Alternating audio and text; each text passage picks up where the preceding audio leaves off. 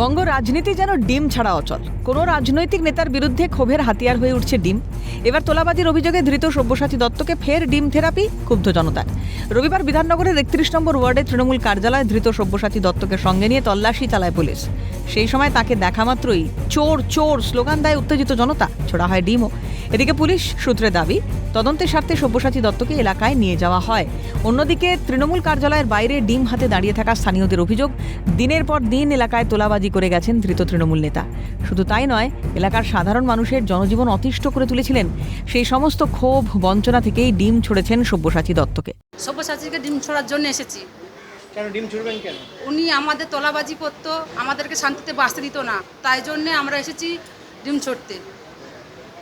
এ শাস্তি চাই আমরা। তোলাবাজিতে কত টাকা নিয়েছিলেন? বিভিন্ন লোকের কাছে বিভিন্ন টাকা নিয়ে থাকে, আমাদের কাছে দাবি করেছে, তা সত্ত্বেও আমাদেরকে বসে দাঁড়িয়ে ধরে মারতে চালু করে দেয়, ডেকে নিয়েছে। আমার বাইজির কাছে টাকা নিয়েছে ৮০,০০০, চায়ের দোকান দিত, চায়ের দোকান বন্ধ করে দিয়েছে ছোট। আর তারপরে এই অফিসে এসে অনেক সব্যসাচীর কাছে কানাকাটি করেছি, তাও দোকান দিতে দিনি। ডিম ছুটতে এসেছে? সেই জন্য ডিম ছুটতে আছে। তোলাবাজির অভিযোগ ও জনগণের ডিম থেরাপির প্রসঙ্গে ধৃত তৃণমূল নেতা সব্যসাচী দত্তের দাবি, উদ্দেশ্য প্রণোদিতভাবেই ডিম ছোড়া হচ্ছে। যারা ডিম ছুড়ছেন তাদের তিনি চেনেন না বলেই দাবি করেছেন। ডিম ছোড়া হচ্ছে, কি বলবেন এই গোটা ঘটনায়? তোলাবাজির যে অভিযোগ উঠে আসছে, এরা কেউ এই ওয়ার্ডেরও নয়, সল্টলেকের কিনা আমি তাও জানি না, সেই জন্য প্রি প্ল্যান, মানে উদ্দেশ্য প্রণোদিত বলছেন তো? একদম। বিধাননগরের ৩১ নম্বর ওয়ার্ডের তৃণমূল কার্যালয় থেকে বেরিয়ে সব্যসাচী দত্তকে নিয়ে যাওয়া হয় মৈত্রী সংঘ ক্লাবে।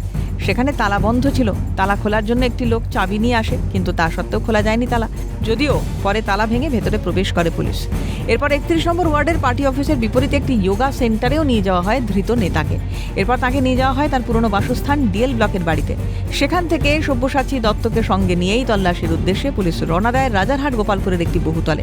জানা যায়, সেখানেও ৯ ও ১২ নম্বর দুটি ফ্ল্যাট রয়েছে সব্যসাচী দত্তের। সেখানেও তোলাবাজির অভিযোগেই তল্লাশি অভিযান চালায় বিধাননগর উত্তর থানার পুলিশ। ক্যামেরায় নিখিল দাসের সঙ্গে সুদীপ্ত পাল ও শুভদীপ মান্নার রিপোর্ট, ক্যালকাটা নিউজ।